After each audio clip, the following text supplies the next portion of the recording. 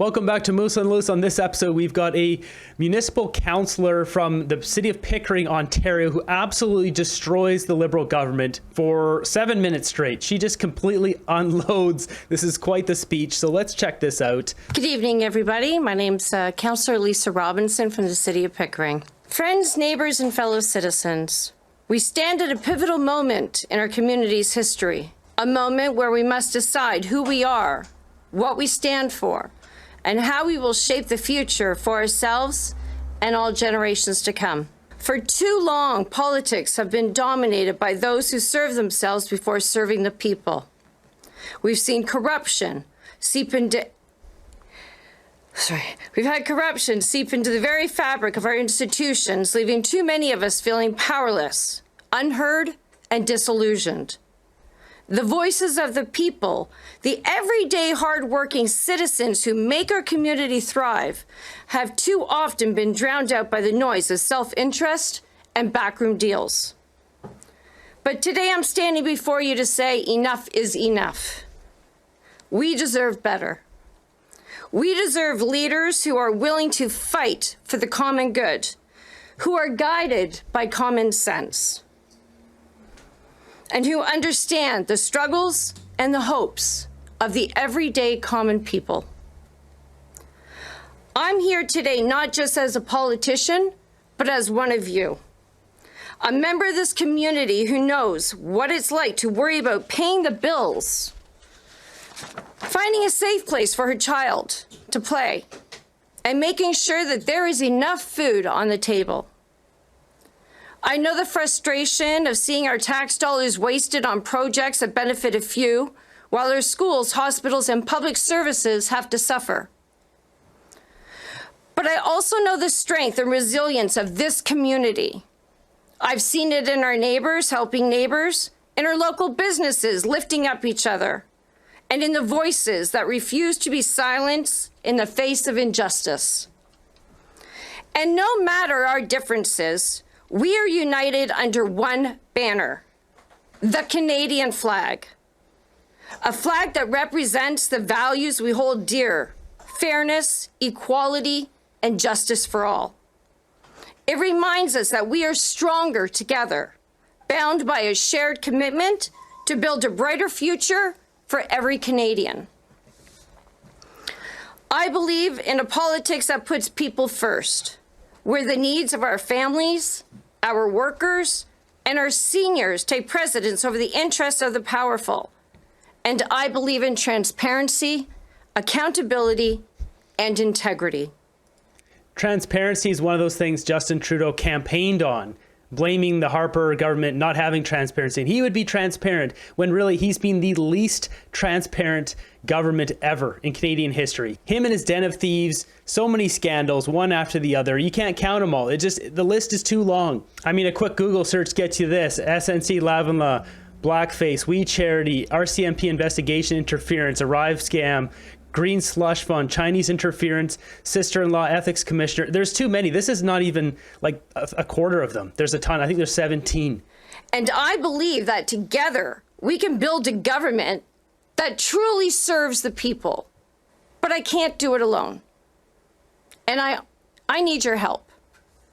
Together we must stand up against the corruption that has taken root in our political system. We must demand that our leaders act with honesty and fairness. We must hold them accountable when they fail us, and we must work tirelessly to ensure that our government reflects the values of our community. I promise you this: I will always stand up for what is right, even when it's difficult. I will listen to your concerns and make sure that your voices are heard. And I will fight for a future where our children can grow up in a world that is fairer, more just, and filled with opportunity. This is our moment. This is our fight. Let's stand together, united, in our determination to bring about real change. Let's reject the politics of division, corruption, and cynicism. Let's build a future where we can all thrive, proud to be Canadians, and proud to stand together beneath our red and white flag. And when future generations look back on this time, let them say that we were the ones who stood up, who spoke out, who made a difference. Let them say that we are the ones who fought for a better, fair, and more just world. I want to thank you. And I want to thank you for your trust and for your support and your belief in the power of the people, because together we will create a future we all deserve, united as Canadians and as a community. The one thing we lack is the ability to oust leaders of government that are not doing what's best for us. That's the problem right now. Justin Trudeau cannot be thrown out by us, only voted out by his own party, who are all endlessly supporting the guy, or he steps down himself. So he gets to choose essentially because his party's not throwing him out. And it doesn't matter if 41 million of us want him to leave. We can't do anything about it. We have no ability to call a referendum and toss him out. I have been sexually harassed. I've been threatened, psychologically abused, sanctioned financially, leaving me without the means to provide for my family. I've been labeled as a transphobic, a homophobic, and a racist. And that's just to name a few. From my own colleagues at council, I've been yelled at, I've been degraded, and humiliated.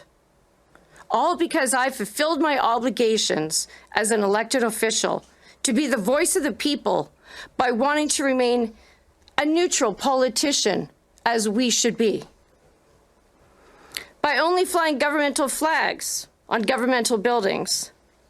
By advocating for my constituents that every man, woman, boy, girl should have the choice to either use a biological bathroom of their choice or to use a universal room that would be inclusive of all genders and/or families.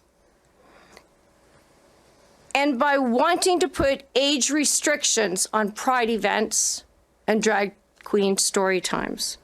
That's a big one. I mean, you got these guys wearing bunny suits, wearing nothing else with their ding-dongs bouncing around. It's disgusting. That's not a family event.